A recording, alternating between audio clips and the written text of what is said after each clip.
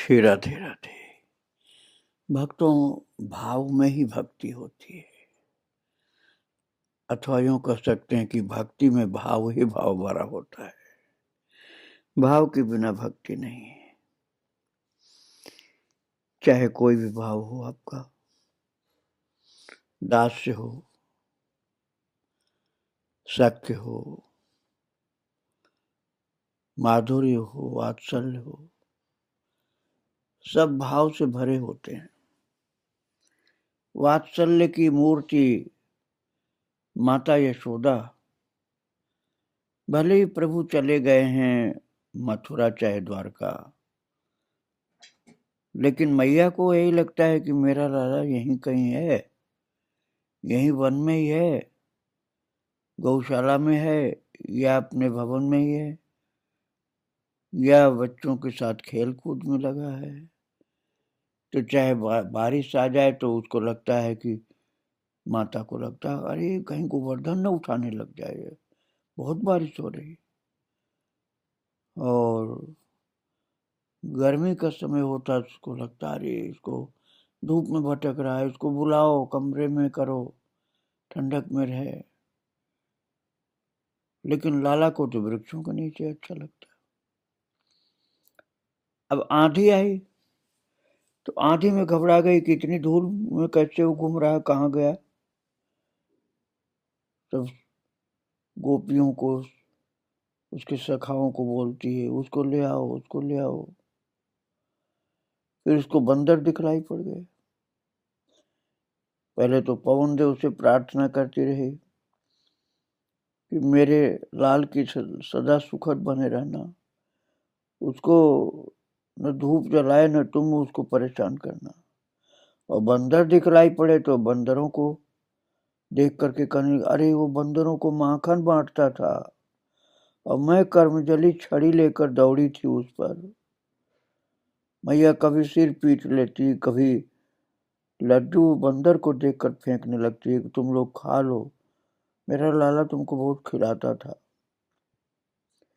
अब फिर कहती बंदरों को, पवन देव, आंधी को देखकर कहती पवन देव तुम्हारे पुत्र हैं हनुमान, मैं उनके बानरों को प्रतिदिन खिलाऊंगी, मेरे लाल के लिए कभी प्रतिकूल मत बनना। वो आ रहा है, उसकी अंग की सुगंध आई, अभी अभी लाला के अंग की सुगंध आई। मैया चाहे जब उल्लसित होकर द्वार की ओर भागती है।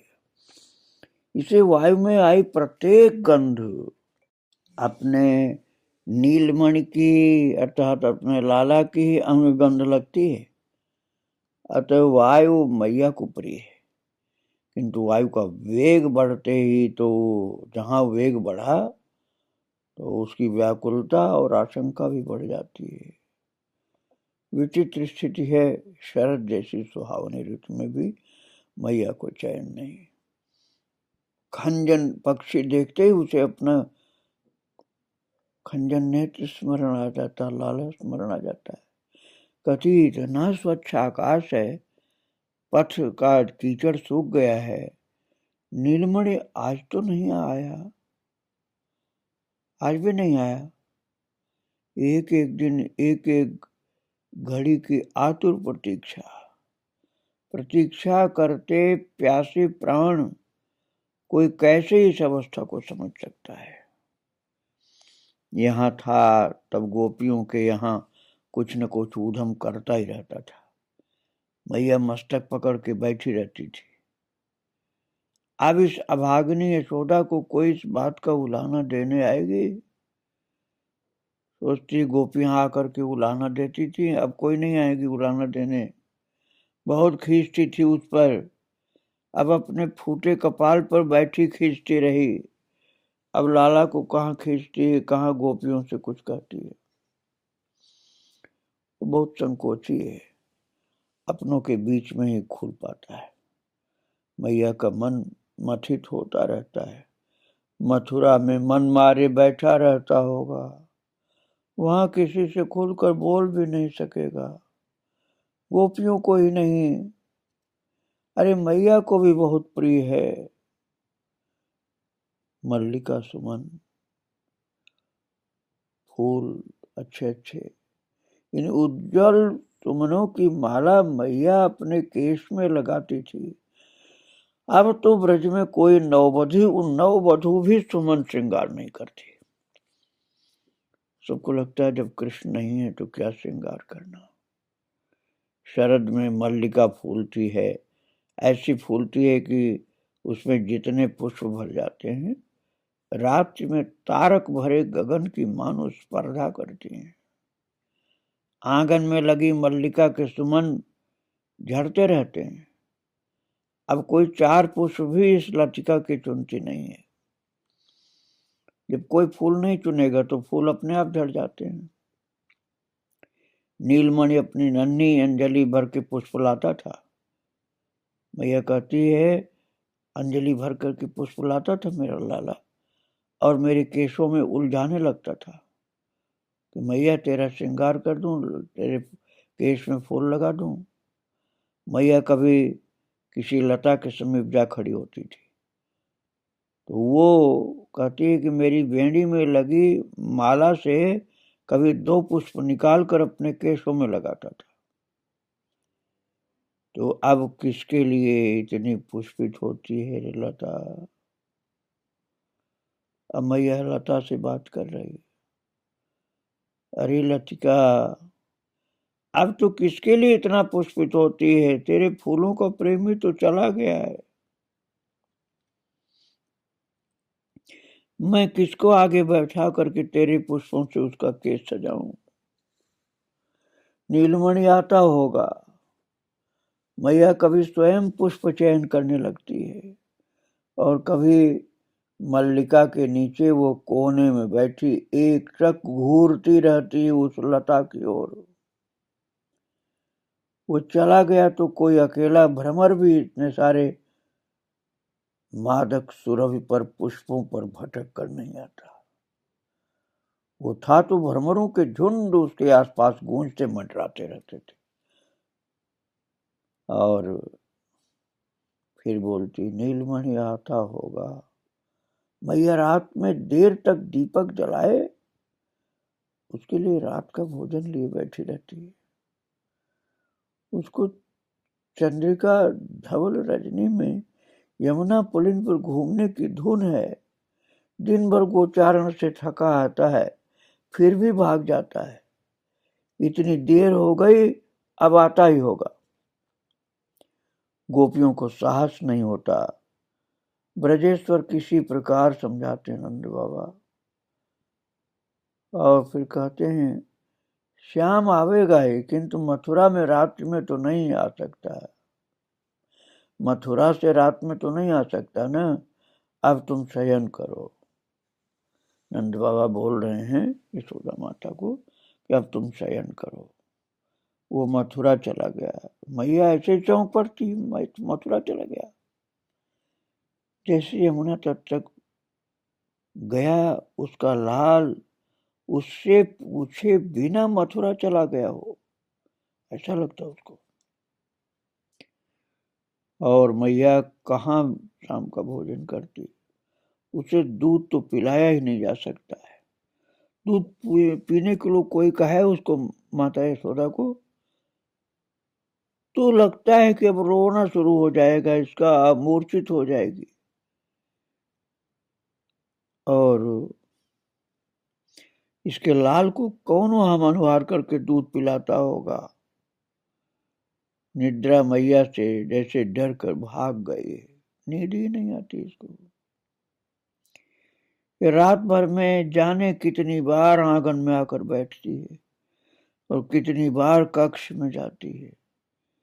दासियां हट करके लिटा दें तो थोड़ी देर नेत्र बंद करके पड़ी रहेगी, फिर चौंक करके उठ के बैठेगी और चंद्रमा की ओर देखती रहेगी। अपलक चंद्र, मेरा चंद्रमुख नीलमणि सो रहा होगा, उसे वहां निसंकोच निद्रा आती है क्या? उसे मधुर स्वप्न देना, बढ़िया बढ़िया स्वप्न देना। अनेक बार मैया भूल ही जाती है कि कन्हई मथुरा है। वह आंगन से कक्ष में जाती है, अपनी सैया देखती है और फिर किसी भी सेविका को जगाने लगती है। नीलमणि शैया पर नहीं है, वो उठकर कहाँ चला गया? वो इतना भोला है कि उठकर नींद में ही चल देता है मुझे ढूंढने के लिए। हाय, मैं क्यों उठ करके आंगन में गई, अब कहाँ ढूंढूं उसे। सेविकाएं न संभाले तो मैया रात में ही भवन से निकल पड़े, कन्हई को ढूंढती पुकारती। लेकिन इससे ये कहना भी तो इसे व्याकुल ही करेगा कि वो श्याम सुंदर मथुरा में है, यहाँ नहीं है। कौन इतना बोलने की हिम्मत करे? मैया रोने लग जाएगी। कभी सारसों की पंक्ति उड़ती देखेगी तो उन्हीं से कहने लगेगी, तुम लोग मथुरा जा रहे हो उड़ते हुए? मेरे नीलमणि से मिलकर कहना कि ब्रज में सब प्रसन्न हैं, उसे कोई दुखद समाचार देकर के खिन्न मत बनाना। और भक्तों, उसके बाद जब थोड़ा ठंड पड़ने लग जाती है, ठंड बढ़ने लग जाती है, तो मैया को उठाना पड़ता है। सेविकाएं प्रार्थना करती, ब्रजेश्वरी प्रभात हो गया, आपको अब शैया त्याग करना चाहिए। तो माँ क्या बोलती है? अरे धीरे से बोलो, मैं उठूंगी तो नीलमणि जाग पड़ेगा, मत मुझे उठने को मत बोलो। जहां मैं उठूंगी तहां नीलमणि जाग जाएगा। मैया अपने अंक में तकिया दुबकाए उसे थपकी देती रहती है तकिए के ऊपर। वो तो तकिया है। ये बात बहुत मुश्किल से ही कोई गोपी बोल पाती है। जब वो देखते हैं कि माता थक जाएगी थपकी थपकी देते देते, तो धीरे से कोई कहती, माँ वो तो तकिया है जिसे तुम थपकी दे रही हो। तो मैया झुक करके मुख देखना चाहती, तकिया है, तकिया है, और तकिया देख करके झटपट उठ खड़ी होती है, इसे अपने आलस्य पर खींच आती है। किंतु कोई बात स्मरण रखना इसकी शक्ति में नहीं रहा, अतः शीघ्र ही सेवकों पर खींचने लगेगी। इतनी सर्दी में भी महर को बालकों पर दया नहीं आती। स्वयं उन्हें तो बड़े प्रातः यमुना स्नान का व्यसन है ही, बालकों को भी जगा देते हैं। सुकुमार बालकों को सर्दी लग जाएगी, ये बात नहीं समझते। सेवक सेविकाओं के समीप इसका कोई उत्तर नहीं।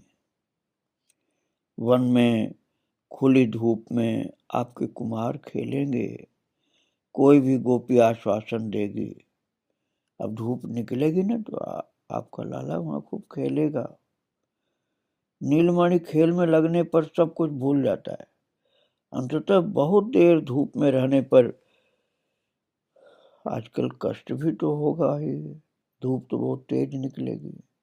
बालकों को कहाँ स्मरण रहना है कि उन्हें कब छाया में चले जाना चाहिए। मैया को कोई आश्वासन संतुष्ट नहीं करता। भक्तों, वन में वृक्षों के नीचे धूप छांव में खेलते बालक प्रसन्न होते होंगे। कोई गोप या गोपी मैया को समझाएगी, सायंकाल शीघ्र आ जाएंगे।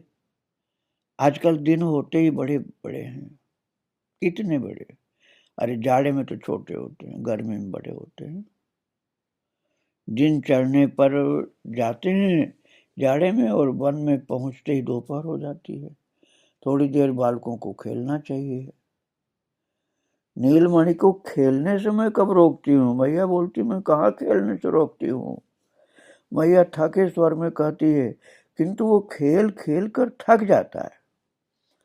सर्दी में भूख लगती है, लोगों को सबको भूख लगती है, किंतु वो एक पक्षी जितना भी नहीं खाता। वो वन में अपनी कमरिया ले जाना ही भूल गया। माँ देखती है उसकी कमरी यहीं पड़ी हुई है।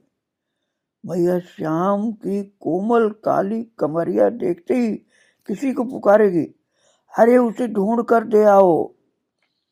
दाऊ को भद्र को भी कहा ना कि अपने छोटे भाई को सायंकाल लौटते समय इसे उड़ा करके लाएं, नहीं तो उसे सर्दी लग जाएगी, ठंड पड़ रही है ना। और माता कहती है बालक तनिक धूप निकलते ही पटुके तक उतार फेंकते हैं। अरे अभी ठंड पड़ रही, काहे कि सब उतार के फेंक गए, कमरी भी फेंक गई। ये कंबल उसको उड़ा देना, प्यारी सी कमरिया उसकी। भैया इस तरह से बालकों को बोलती रहती है भक्तों, और इसी छवि को अपने हृदय में रखो। लाला को मैया पुकार रही भाव से, श्री राधे राधे, जय जय श्री राधे श्याम, श्री राधे।